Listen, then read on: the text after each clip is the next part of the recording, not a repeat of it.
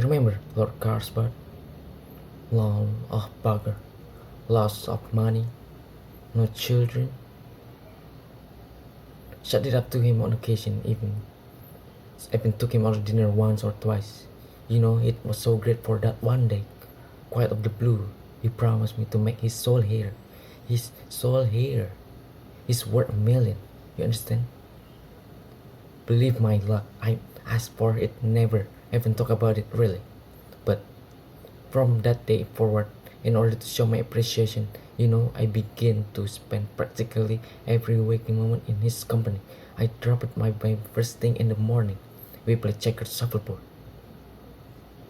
First it wasn't so bad. Terribly exciting. I just think of the morning and that will keep me going. After a while, I began to run out of steam.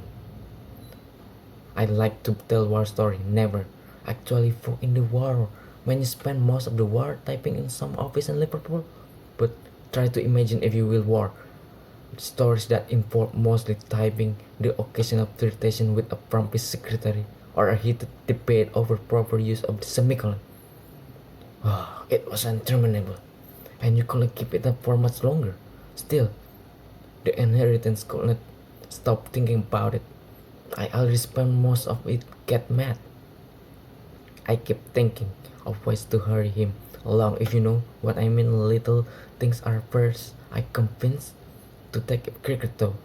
The exertion may be too much for his heart, but only made him healthier, and suddenly you look 10 years longer. Took him out boating. Took he might fall and drown. I even went so far as to rock the boat a little, but him, bugger, had impossible balance, and worse luck, yours were a life jacket. Who have we got to get desperate finally? I decided to approach the butler. He was so unhappy little bit of the day himself, had been overlooked for the inheritance. Together, we concocted a plan. Are you familiar with ricin? No? Doc, it's a powerful poison extracted from a castor bean of all things, twice as deadly as cobra venom. The butler agreed to administer the poison the next time his master called for white, in which he did. Constantly he was drunk at salt. In return, I promised the reward the poor fellow for all his year of loyal service, something his master had never done. So, following evening, after our usual activity, the servant brought 2 cups. The poisoned one for the Carlsbad, the other for me.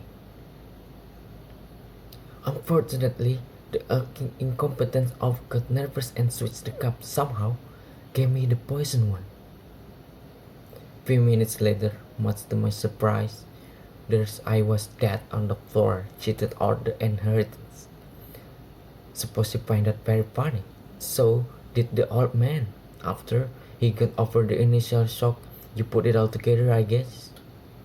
Let me hysterically had his butler mistake.